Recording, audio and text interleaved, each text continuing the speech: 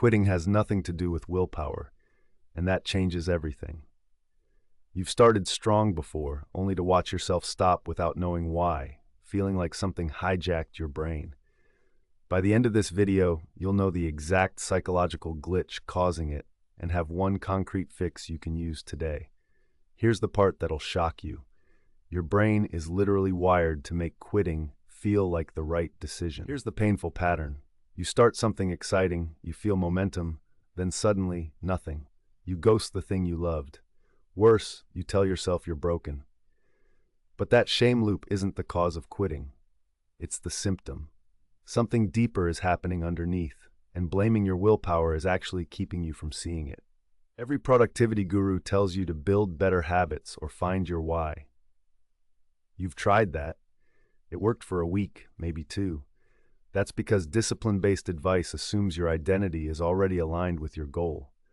When it isn't, forcing behavior creates internal friction so intense that quitting genuinely feels like relief, not failure. Psychologist James Clear calls it identity-based behavior. You act in ways that match who you believe you are. So if your goal requires you to be a runner, but your self-image says, "I'm not athletic," your brain treats every workout as an identity threat. You're not quitting the habit. You're protecting your sense of self. That gap between identities is sabotaging you. Neuroscience confirms it. The brain prioritizes identity consistency over goal achievement. In one Stanford study, simply labeling participants as voters instead of asking them to vote increased turnout significantly. The behavior followed the identity. Your brain isn't broken. It's just loyal to an outdated version of you that was formed before your goals even existed. Here's the fix. Stop trying to build the habit and start building the identity first. Instead of "I'm trying to write," say, "I'm a writer who's still developing." It sounds small, but it closes the identity gap. Each action then becomes evidence for who you are, not punishment for who you aren't. Try it with one goal today, right now before the video ends. You don't need a dramatic transformation. Every small action is what researcher BJ Fogg calls an identity vote.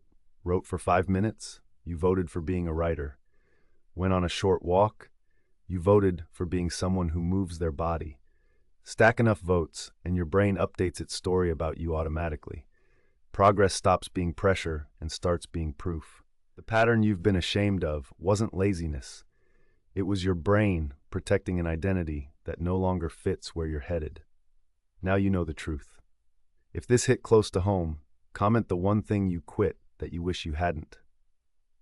Let's talk about it. Like this video, subscribe, and share it with someone who needs to hear this today.